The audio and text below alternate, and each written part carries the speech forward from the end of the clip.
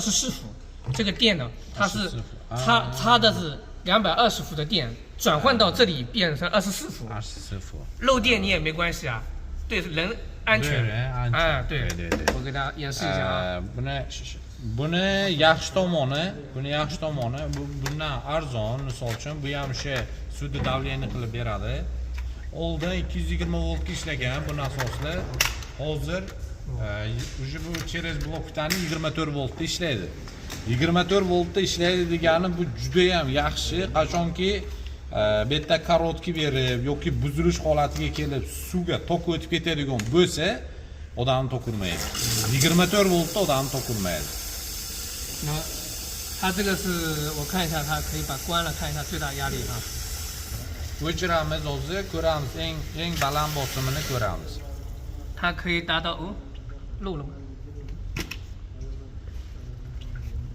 是不是那个？啊，它关了，它自己会停的。Bu ishlab turganda o'z davleniyani ko'rsatdi, o'chirib bor davleniyasini ko'ramiz degandik. No, o'chirgandan keyin avtomatik o'chadi o'zi. Yo'q, manual. 这个可以弄到 manual 吗？按一下。Bitta ham avtomatik o'chirganda avtomatik o'chadigan qilsa bo'ladi, no прямой hamma ishlab turadigan qilsa ham bo'ladi. 手动模式的。一般这个水泵就可以满足你2个房间用了，啊，就是不是，它是一个浴室配一个，一个洗澡的配一个。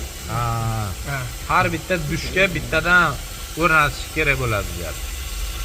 你相当于如果你楼顶上有一个太阳能热水器嘛，有个水桶，你其实配2个浴室没关系，一个就够了。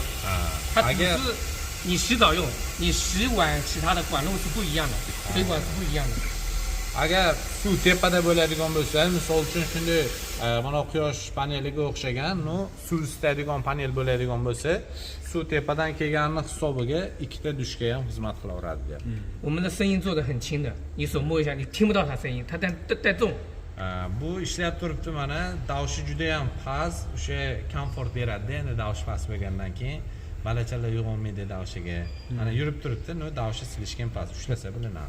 最主要它的电压只有24伏，对人很安全。 Eng muhim joyi yutuq tomoni 24 volt, odam uchun juda ham xavfsiz. 你可以感觉一下，你这样的洗澡这个压力是很舒服了。